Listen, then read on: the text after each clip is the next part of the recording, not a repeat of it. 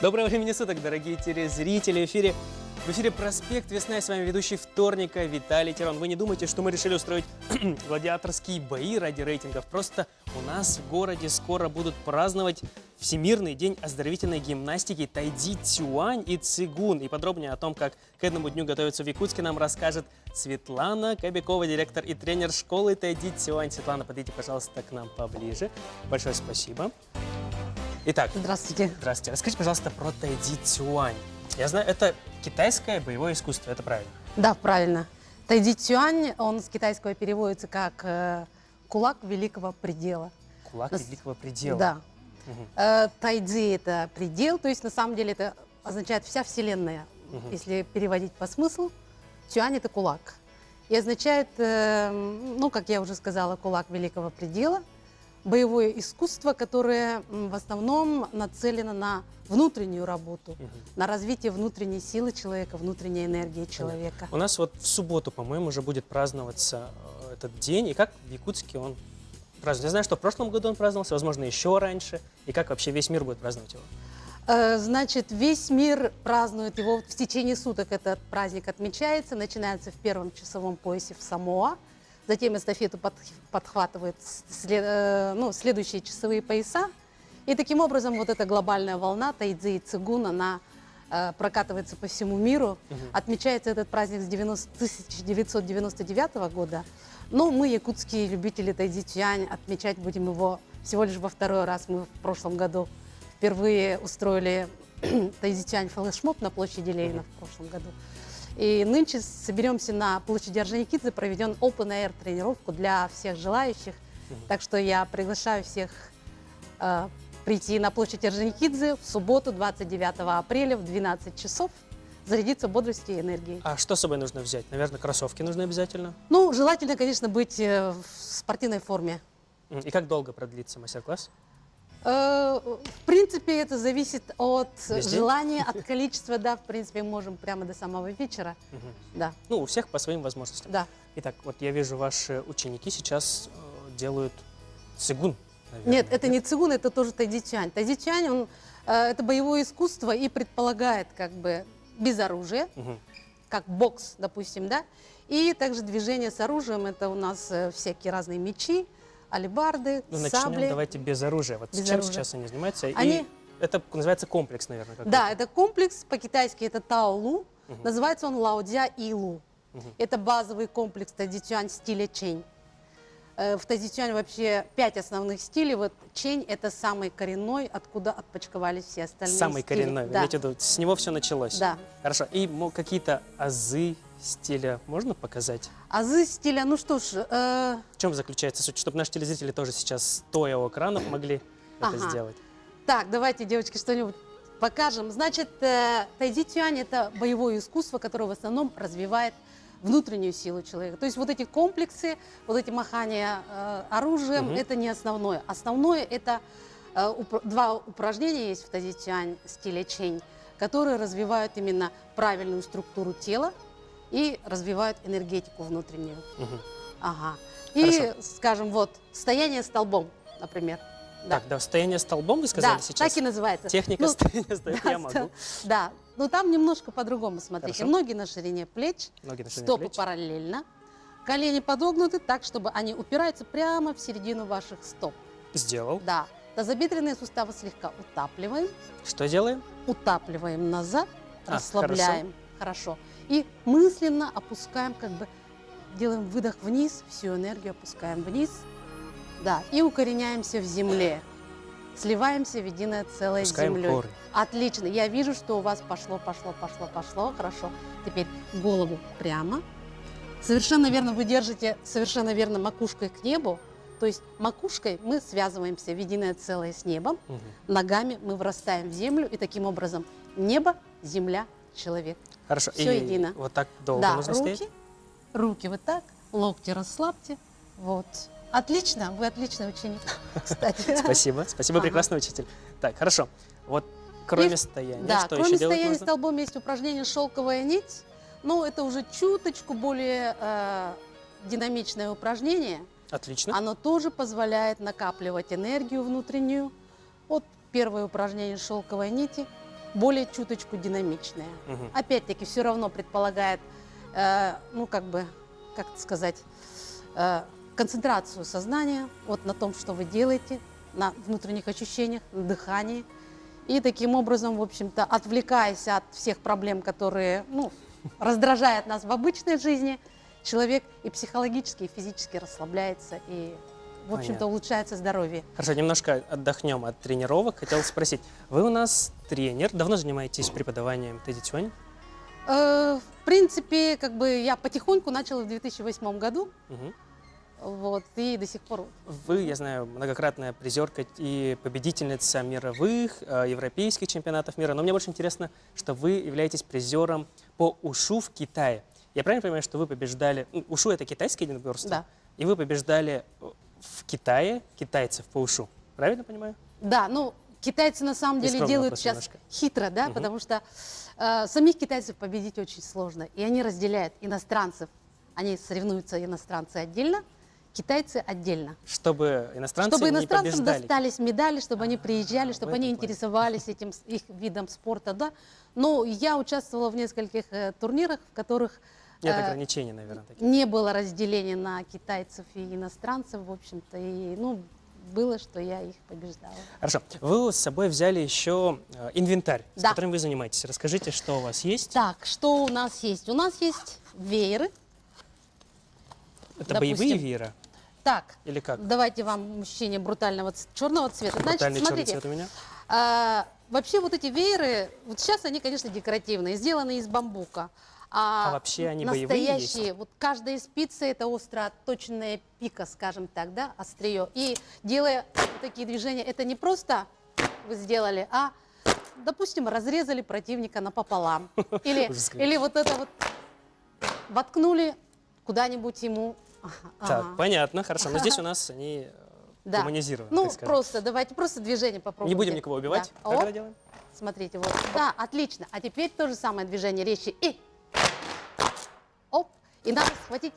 Надо схватить. зафиксировать Да, этим. зафиксировать. Еще раз. И оп. Отлично. Отлично, получилось вроде бы. Да, очень хорошо получилось. Вы Так, и с ним талантливый ученик, вам надо заниматься. Спасибо, этим. спасибо. Еще что у вас есть? Так, еще у нас могу продемонстрировать вам, попробовать вам помахать. Это меч. Это меч, сабля даже. меч сабля дао. Сабля, да. Сабля дао. В принципе, сабля дао это оружие обычных воинов. Здесь я Да. спрашивать не буду, как он работает. Да. Давайте попробуйте. Смотрите, Хорошо. возьмите Держу.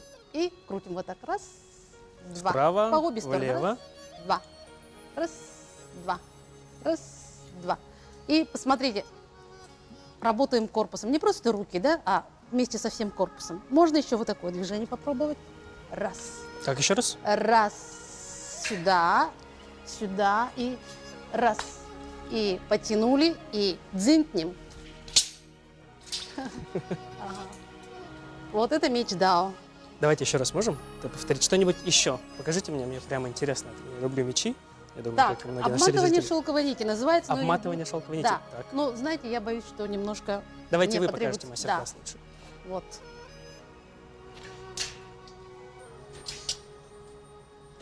В одну сторону и в обратную. Если бы я был чуть ближе, это было бы немножко страшнее еще. Да. И вообще в тайцзи очень много различных как бы дисциплин, я так понимаю, да? Какие есть дисциплины? Вообще разделяются ли они по дисциплинам традиционно? Не дисциплины, вернее, тайцзи разделяется по стилям. Мгм. 5 основных стилей. Ян, вернее, чень, конечно, он первый. Чень, ян, сун, хао и так далее. В общем, 5 основных и еще несколько таких более как бы новых стилей, направлений есть. Ну и кроме всего, если говорить о соревнованиях, то там, конечно, отдельно проводятся соревнования по комплексам без оружия, с комплексы с дао, комплексы с дзянь, комплексы с гунь тот же самый. Если хотите, мы можем тоже палками покрутить. У меня есть. Чуть-чуть попозже, покрутим Окей. палками обязательно. Ага. Так, ну я знаю, что вы занимались у какого-то очень известного, крутого мастера, да?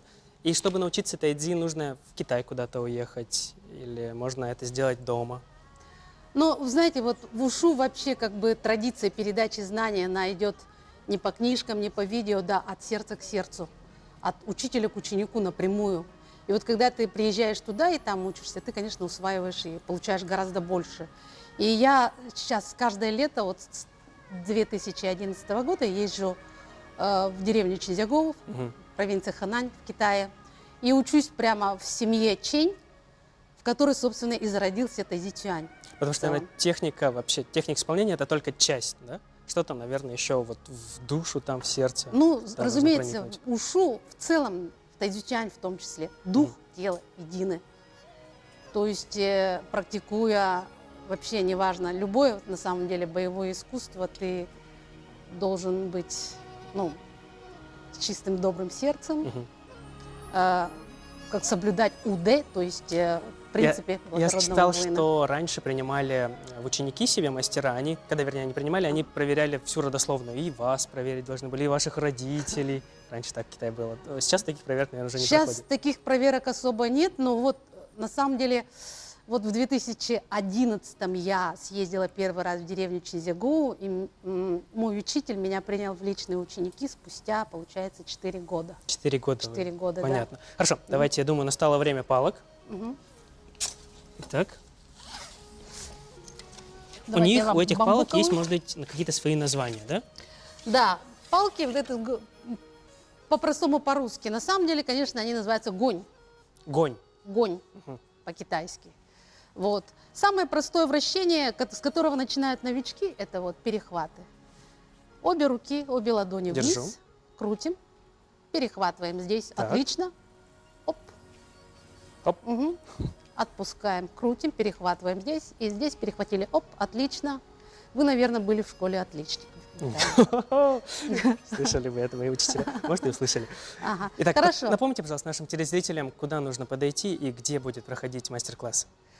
Мастер-класс, вернее, open-air тренировка, к которой могут присоединиться все желающие, каждый, кто хочет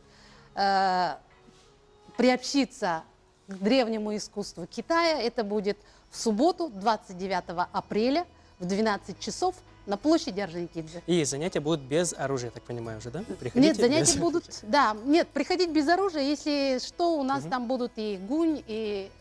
Хорошо. И Дорогие сидячи. телезрители, сейчас мы уходим на короткую рекламную паузу, ну а мы пока дальше продолжим заниматься тайцзи-цюань.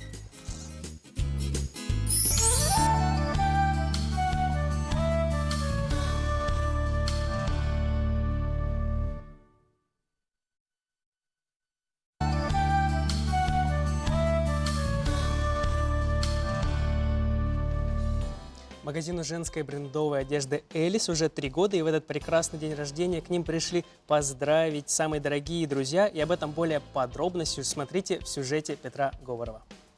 Магазин модной женской одежды от российского бренда «Элис» давно полюбился многими женщинами и уже 3 года стремительно завоевывает сердца дам нашего города. Сегодня прекрасный день, где собрались все, наверное, красивые женщины нашего города. Можно даже такое ощущение, как будто праздник 8 марта, да? «Элис» – безупречное сочетание элегантности, высокого качества кроя и идеальной посадки. «Элис» – это большой выбор модной одежды от 42 до 56 размера. Мы, компания НВК, сотрудничаем с «Элис» постоянно. Наши ведущие выглядят прекрасно именно благодаря магазину «Элис». Весна – время для красоты, для цветения и для всего самого наилучшего. Голубой и синие брючки в сочетании с розовыми туфлями очень оригинально смотрится. Да? К этому пальту еще идет пояс, вы можете его самостоятельно. Когда женщина заходит в магазин, она с порога понимает, что это такое. Если там рюши, блески, пайетки, все это сверкает, все это богато, то ты понимаешь, что кроме этого богато там ничего нет. А «Элис» магазин такой изысканной элегантности. Магазин модной одежды. Я не модель, но когда я покупаю одежду «Элис», у меня настроение сразу поднимается. Бывает всегда что-то для души. Поэтому ноги сами ведут. Если я прохожу мимо магазина «Оптимист», то я, не приходя в сознание, оказываюсь на 5-м этаже в этом магазине. Не знаю. Сегодня приятный вечер, действительно такая хорошая атмосфера. общения, пожелания расширения сети. С днем рождения, Элис! Все очень красиво, все очень вкусно. Так хорошо подготовились. И очень интересно. Да, нам особенно понравилась линия одежды, особенно вот постельный и пальто. В общем, очень все красиво. Элис, с днем рождения! Я считаю, что это один из самых лучших магазинов в городе Якутске. Великолепная посадка. То есть на наши 1,65 м, 1,70 м, как мы находимся в регионе, великолепно садится. Причем тут отличная линейка, пальто, платье. То есть можно на все случаи жизни. И для праздника, и на каждый день, и на работу. Поэтому я приглашаю всех наших женщин, чтобы они как можно чаще приходили к нам, радовали себя и радовали нас своим посещением. Элис благодарит всех партнеров Золотник, Ана Плюс, Адарич, Скинтайм, Флэр де Лис, а также Марию Давыдову, Надежду Докторову и особенно известному дизайнеру Петру Яковлеву за непосредственное участие в презентации новой коллекции и дне рождения магазина. Happy birthday to you, happy birthday to you, happy birthday, dear Alice, happy birthday to you.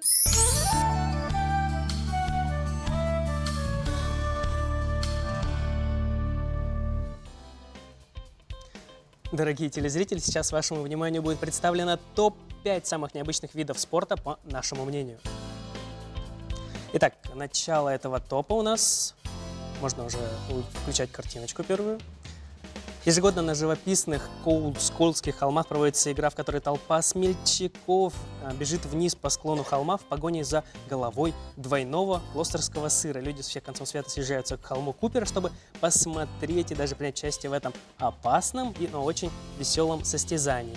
И я думаю, что вы можете представить себе всю эту ситуацию, когда головка сыра бежит с холма вниз. Извиняюсь, у нас технические неполадки. Вот вы могли видеть как раз-таки это состязание. Головка сыра летит слева, все участники летят сверху. Итак, идем дальше. Сможете ли вы представить себе сочетание футбола, бейсбола и хоккея? А в Ирландии уже существует игра под названием херлинг, которая идеально подходит под это описание. Экипировка игрока-херлера состоит из футбольной формы, защитного шлема и деревянной клюшки. Цель этой игры стоит в том, чтобы заработать как можно больше очков, забивая мячи в ворота соперника. Идем далее. В Финляндии проводится одно очень забавное соревнование, в котором мужчины должны преодолевать полосу препятствий со своими женами, находящимися на плечах мужей в странном положении, кверху ногами и головой вниз. А для того, чтобы еще усложнить задачу, на 250-метровой полосе препятствий есть два барьера и яма с водой. Главный приз – это охладительный напиток, равный весу жены победителя. Представьте картину. Идем дальше. Представьте себе картину. Шахматисты, передвигающие пешки и ладьи боксерскими перчатками, и боксеры, которые сидят на стуле и думают, как обыграть соперника в шахматы. Странно, не так ли? Но вы удивитесь. На Финляндии уже существует определенная игра, где бокс и шахматы идут рука об руку. Шах-бокс не похож ни на один вид спорта, которым вы знаете. Сначала игроки играют шахматы раунд, а потом боксерский. И так на протяжении 11 раундов. Ну и завершает наш топ-5 следующий вид спорта – это гонки на кроватях. Чтобы выиграть, нужно первым пересечь финишную черту, но есть определенные правила, которые необходимо соблюдать. Во-первых, в кровати должен находиться только один человек, ни больше, ни меньше. А во-вторых, кровать должна держаться на воде, так как последний этап гонок – переправа через реку. Хотя довольно часто этим последним этапом пренебрегают. Но если вам дорога ваша кровать или у нее просто-напросто нету колесиков, то предлагаю вам заняться менее экстравагантным, но не менее захватывающим и азартным видом спорта, таким как боулинг.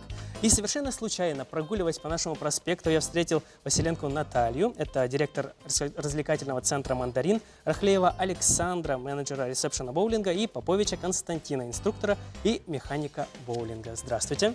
Здравствуйте, Виталий. Расскажите, зачем нужно заниматься боулингом?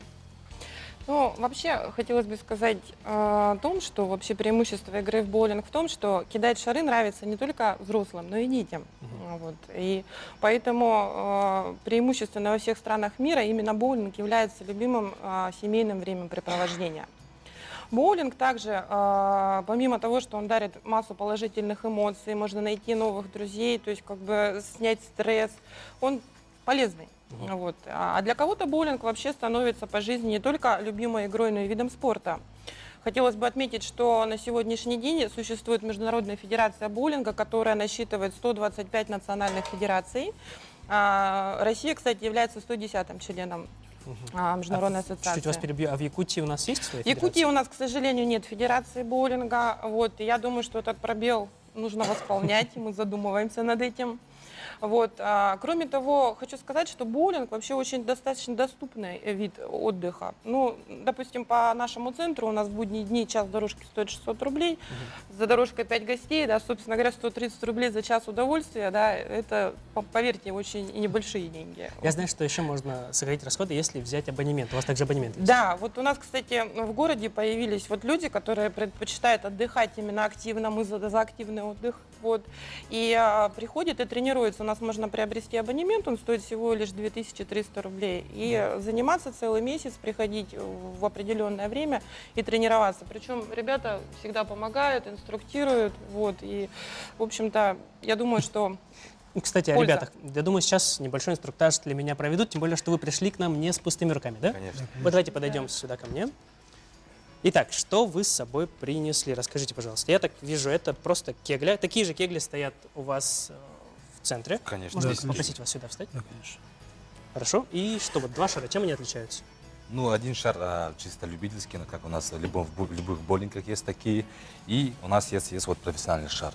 Тут разрез делается именно под палец, то есть профессионально, под свою руку. Угу. А так, в принципе, вес у них одинаковый, да? Нет, это уже получается на 13, это на 10. Ну, это не по весу, а отличается по размеру. Понятно. Как выбрать себе шар для боулинга? Я вот привык десятки кидать и еще Да, 11 кидаю. Да, в основном взрослые люди уже кидают десятки, 11, уже более девушки, женщины кидают восьмерки либо девятки. Ну, также я вижу, как мужчины, может быть, не самый большой комплект, все равно берут потяжелее. Это, наверное, неправильно. Нет, конечно, первый бросок должен быть тяжелее. Чем больше тяжелее шар, тем больше урона получается. А, то есть логично это? То есть надо брать чем как Конечно, можно больше шар в самом начале? сначала кидать 11, либо 12, 13, потом уже, когда оставшиеся кегли, добить уже десяткой. Хорошо, как держать нужно шар правильно? Шар правильно держится у нас, берется 2 средних пальца. Давайте вы на этом будете показывать, я этот возьму. Ну, на этом как бы у нас нету. Там нету пока дырок, да? Хорошо. 2 средних пальца. 2 средних пальца, это вот эти два? И вот эти специально пальцы, они не уходят у нас назад, они становятся у нас специально, остаются спереди и большой сзади То шар есть получается. не нужно как бы полностью погружать пальцы? Нет, конечно. Так, давайте-ка еще раз. Попробуйте. Я как держу? Я держу обычно вот так. Да, это вот, правильно? Правильно. Ну, по-другому трудно держать, честно говоря. И вот эти пальцы, которые у нас остаются снаружи, они делают траекторию шара, то бишь как правильно вы бросите, так он у вас правильно и пойдет. Хорошо. Расскажите про обувь. В какой обуви нужно приходить? Ну, вернее, я знаю, что туда приходишь, там обувь уже дают. Конечно. Чем отличается эта обувь, допустим, от наших обычных туфлей, кед? Ну, что можем коротко сказать. Свою обувь, конечно, к сожалению, нельзя, потому что у нас есть специальная. Только если своя не специальная, да? Да, если, конечно, у вас с собой есть специальная обувь, специально для боулинга, конечно, у нас разрешено. Видите, у нас вот подошвы такие специальные кожаные. Так. Чтобы, например, в обычных кроссовках бывает специальные цепления очень жесткие. Если, например, когда кидаете, разбегаете до зоны разбега, если цепление жесткое, то вы тормозите, можете, конечно, получить травму. Из этого кожаные, чтобы немножко скользили. Понятно, Да. понятно. И плюс кожа у нас сменная, то есть можно поменять также. Вот так. Понятно. Я знаю, что в вашем центре еще проходят турниры по боулингу. Турниры очень интересные, очень хорошие. Какие есть турниры? Есть турнир также гонки, перетягивание каната, выполнение задания, быстрая кегля. Ну, для наших телезрителей скажу, что вы не тянете канат, вы кидаете шар, Да, между дорожками и получаете баллы, и между из дорожками, этого да, как раз у вас перетягивание каната. Итак, расскажите, пожалуйста, куда нужно приходить, чтобы заняться боулингом? Но приходите к нам в развлекательный центр «Мандарин». Мы всегда рады будем вас видеть. Ребята вас научат, обучат этой замечательной игре. Кроме того, запишите наш телефон 263 39, можете забронировать дорожку в любое время и воспользуйтесь сервисом онлайн-бронирования на нашем сайте mandarinekt.ru. Дорогие телезрители, на этом наша передача подходит к концу. Занимайтесь боулингом, вообще занимайтесь спортом и берегите себя. До скорой встречи.